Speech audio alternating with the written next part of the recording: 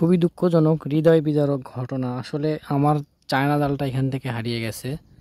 আমি এখানে জালটা ফালাইছিলাম, কে বা কারা রাতের অন্ধকারে চুরি করে নিয়ে গেছে এটা বলা কঠিন।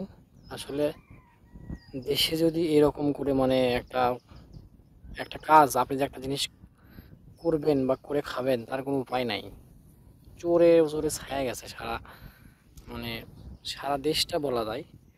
গ্রামগঞ্জে মারাত্মক ধরনের চোর আসে, এখান থেকে জালটা চুরি হয়ে গেছে। এটা আসলে খুবই হৃদয় বিদারক, দুঃখজনক। তো আজকে আমি জাল হারিয়ে গেছিলো 3 দিন হলো, কিন্তু আমি ইচ্ছে করে রাগ করে আসিনি। কারেন্ট জাল ফেলে থুয়ে গেছিলাম, কারেন্ট জাল ফেলে থুয়ে গেছি, মাছ পড়ছে কিনা তাও জানি না, রাগ করে আসিনি। কারণ কারেন্ট জালের মাছ দিয়ে তো আর আপনার হচ্ছে তরকারি হওয়া সম্ভব না। এই 2 জাল মিলিয়ে আমার এক তরকারি মাছ হতো। কিন্তু দুঃখজনক ঘটনা, এখান থেকে আমার কারেন্ট জাল মানে চায়না জালটা হারিয়ে গেছে। তো আমি আজকে আপনাদেরকে দেখাবো চায়না জালটার কি অবস্থা, মানে সরি কারেন্ট জালের কি অবস্থা। কারেন্ট জালটা তুলছিলাম না, তো আজকে তুলতে আসছি 3 দিন পরে।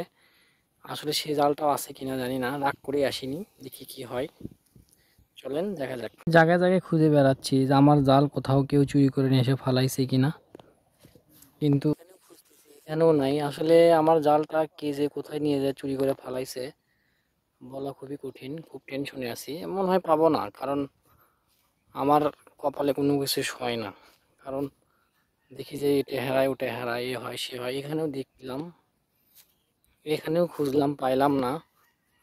এই যে পুঁটি মাছের ঝাঁক আছে, প্রচুর পরিমাণে ঝাঁক, কিন্তু চায়না জালটা থাকলে মাছগুলো পড়তো। প্রচুর পরিমাণে পুঁটি মাছের ঝাঁক,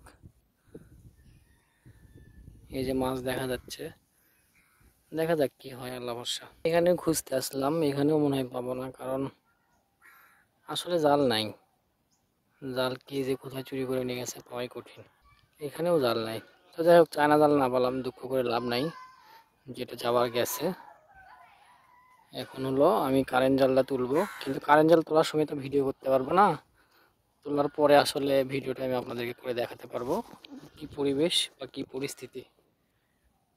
বলছিলাম জাল তুলে নিয়ে আসলাম, জাল তুলে নিয়ে আসার পরে দেখেন মাছ বাচ্ছে, কিন্তু কিছু কিছু মাছ পচে একবারে শেষ। এই মাছগুলো পচে গেছে, দুর্গন্ধ বাইর হচ্ছে।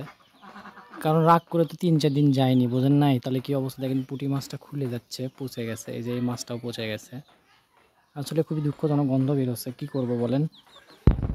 কারণ আমার জাল কেনার আর মনে হয় অ্যাবিলিটি হবে না, কারণ একটা জাল কিনতে তো মিনিমাম ভালো টাকাই লাগে। 800 টাকা দিয়ে কিনছিলাম, কিন্তু আমার এই মুহূর্তে কোনো অবস্থা নাই একটা চায়না জাল যে কিনবো, কিনে যে কই মাছ খাবো তার কোনো সুযোগ নেই। তো যাই হোক, এই হলো অবস্থা, আপডেট। তখন আমি আপনাদেরকে দেখাতে পারিনি, কিন্তু এখন আমি আপনাদেরকে দেখাইলাম। তো যাই হোক, আমার দুঃখটা আমি আপনাদের সাথে শেয়ার করলাম। কিচ্ছু করার নেই, কিচ্ছু করার নেই।